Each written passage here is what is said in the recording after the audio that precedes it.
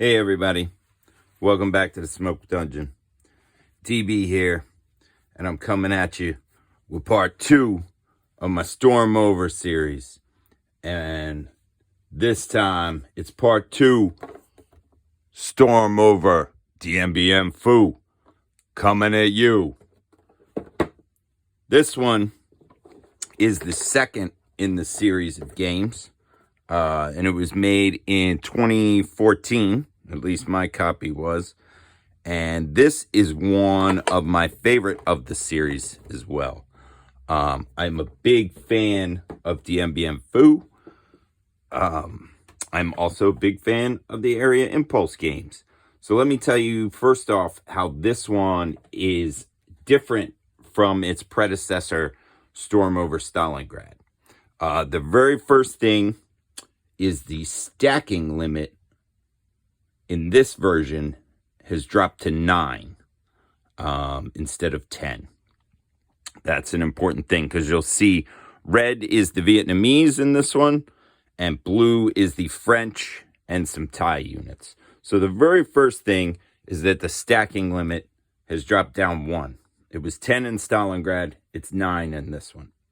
The very next thing to note is that the units, you have blue for French, red for Vietnamese, like I said. But the unit colors, in Storm Over Stalingrad, you can only attack with units that are the same color or white. In this one, all the Vietnamese units are yellow. So colors don't really play any, they're just to differentiate units. They don't matter in terms of attacking. They are all yellow. The French and colonial French forces are white on blue. And then there are some allied Thai units that are orange. And the only reason they are even orange is there are specific cards that affect only them. So that is a little bit different from Storm Over Stalingrad. Most of the rest is almost identical. There are a few other differences which we'll go over. But the main point of the game, the Vietnamese go first. They can activate any or all units in an area and either move or attack or play a card. And then the French go, and then the Vietnamese go. However, there is one main difference in this version from the Stalingrad version. And that is that if the Vietnamese player, who always goes first, passes, and the French player passes, the turn automatically ends. But if the Vietnamese, the French player can't just keep going. So once the Vietnamese player passes, if the French player doesn't pass and he wants to keep the turn going, he has to discard a card. And that part is really cool because it kind of like forces you, it gives you decisions and makes you decide, like, do I want to do this or do I want to play this card? And a lot of the times as the French player, you're not going to get to move all of your pieces, which is pretty cool, I feel like. Also, the game is 8 turns this time instead of 6. We have our turn tracker over here. We have, this is the amount of cards you're given. And then over here we have a supply chart, which is a little bit different. We also, in Storm Over Stalingrad, there was only one territory that granted an extra card, Mamiev Kurgan. In this version, you have 2 different sets. You have these 3 strong points, Gabrielle, Anne-Marie, and Beatrice, that are marked with a white symbol. If you control all 3 of those, you're given an extra card. And then these areas right here with a gray symbol are the airport, or not the airport, the airfield, the airfield. And if you control all 3 of those, you're also granted another card. The French player obviously starts with both sets of those. Area control markers, who starts with the territory. Terrain value of the territory, 1, 2, and 3. If the territory control has a red star in it, it's a victory territory.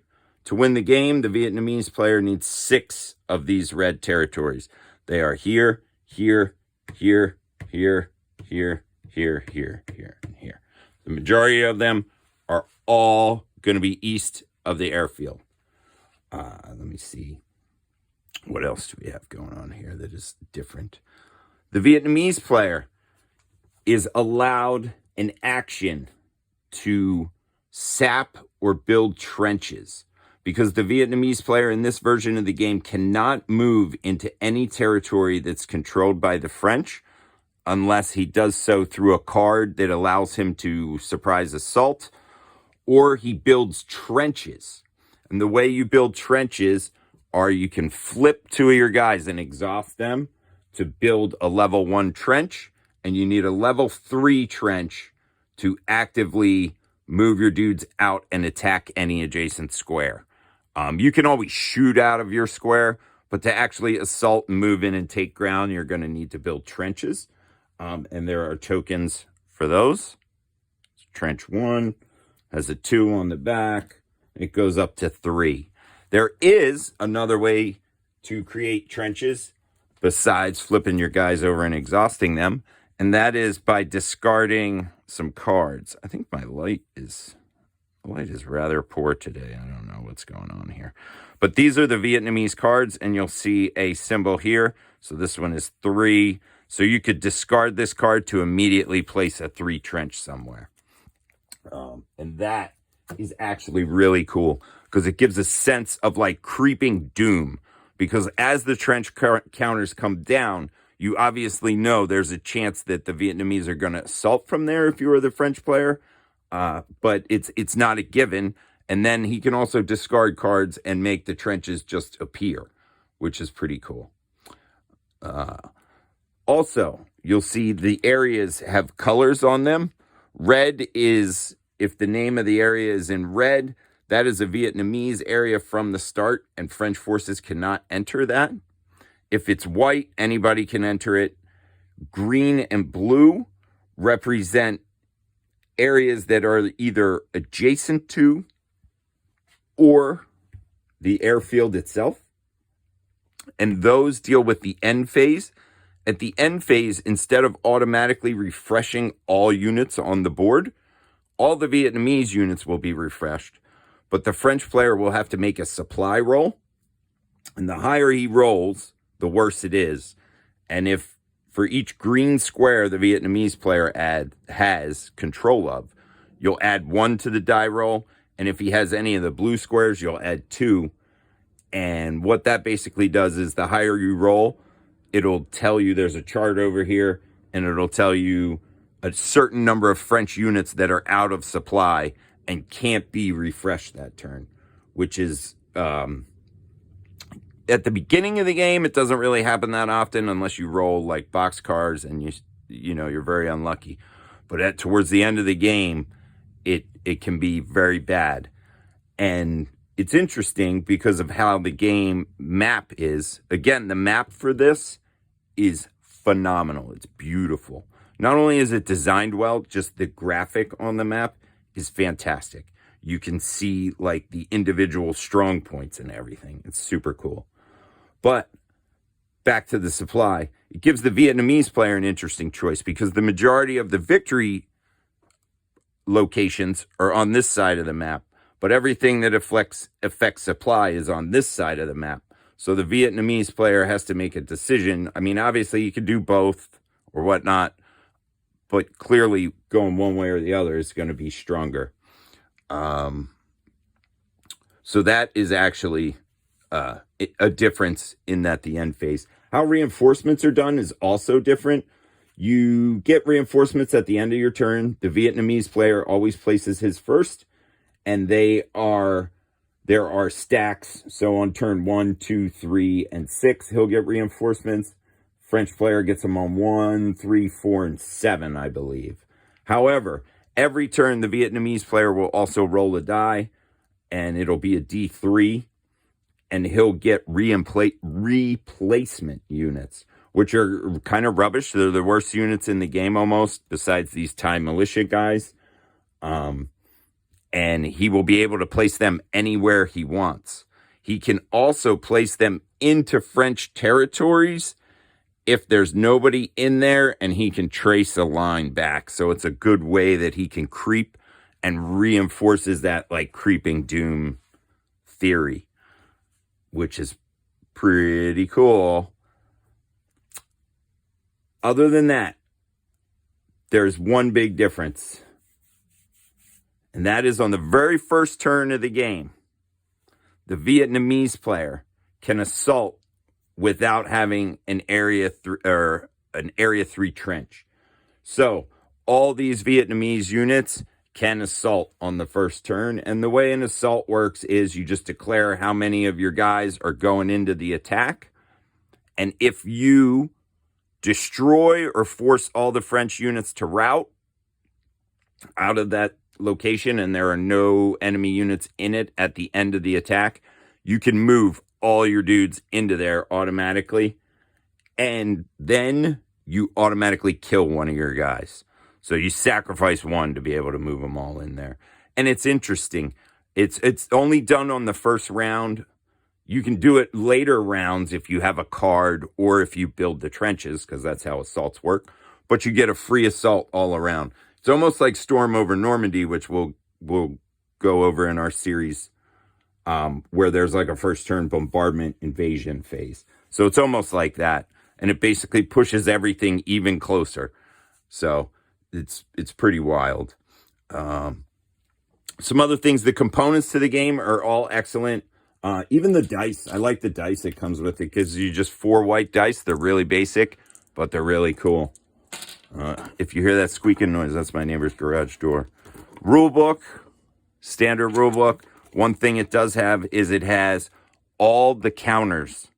It has a map of all, or a diagram of all the counters in the game on the back. And I think this is fucking phenomenal, because there are plenty of times, this is the game it's set up.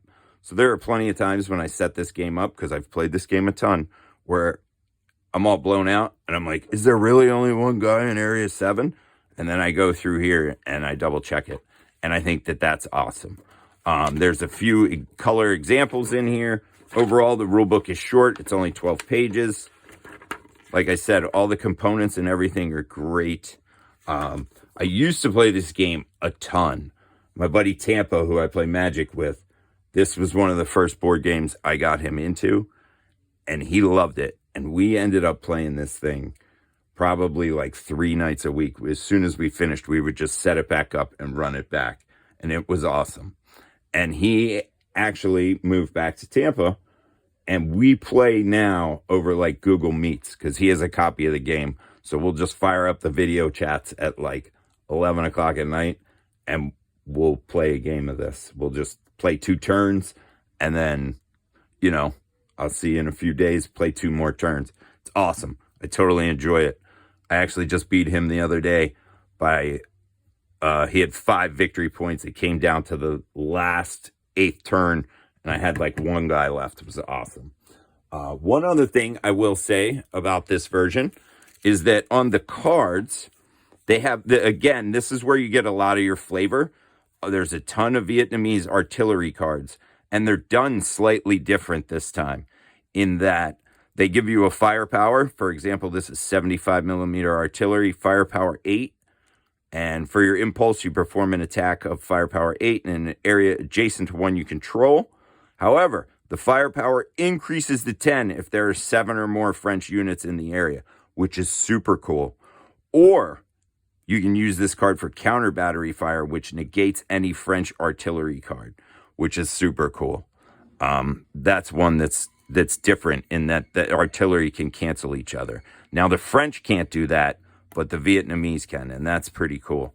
They have other things in here: improved defenses, detonate a mine shaft, Katusha rockets. This is firepower 12.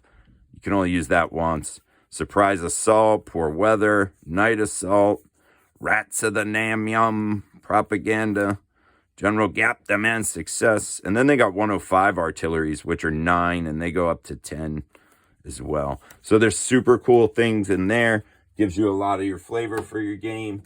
And then the French, here's some of the French cards. They also have artillery. Artillery, counterattack. My French is horrible, but Debouche 0. This basically you're shooting howitzers at dudes when they assault you. Super cool. Vigard refuses to leave. Flares, mines, flamethrowers, command coordination. Now, a lot of these cards are almost identical to Storm over Stalingrad. Like this one just lets you reroll the attack dice. This one reduced defense to 0. B-26 bombers, artillery. It all works the same way. 2d6, plus your attack value against the highest defense. And then whatever the difference is how many hits you take. 1 hit, it flips a guy. 2 hits, retreats a guy. 3 hits, destroys a guy. And you get to pick. So, essentially, yeah, that's it. It's one out of the series of the 4 games. I'm not gonna lie. This one, I don't know. I enjoy them all every time I play them. But this one, I don't know if it all comes back to this, right? And my love of this and how this played an important role at a time in my life. Why I love this game so much or not. But yeah, this book, by the way, everyone, Hell in a Very Small Place by Bernard Fall. Bernard Fall, he's a wild dude. Very heavy into Vietnam. Crazy. He actually wrote a number of books on Vietnam. This is, full disclosure, this is the only one I read because I'm not really heavy into American Vietnam. But he actually stepped on a bouncing Betty landmine and died while he was recording it. He was like making voice notes and stepped on a landmine. It's actually a wild story. But that's a hell of a book. So yeah, I would highly recommend that. Just like I would highly recommend this game. Storm over Dien Bien Phu by Multi-Man Publishing. You know what I'm saying? Buy it. Play it. Learn a little history. Have a lot of fun. Be good to one another. Do what you feel.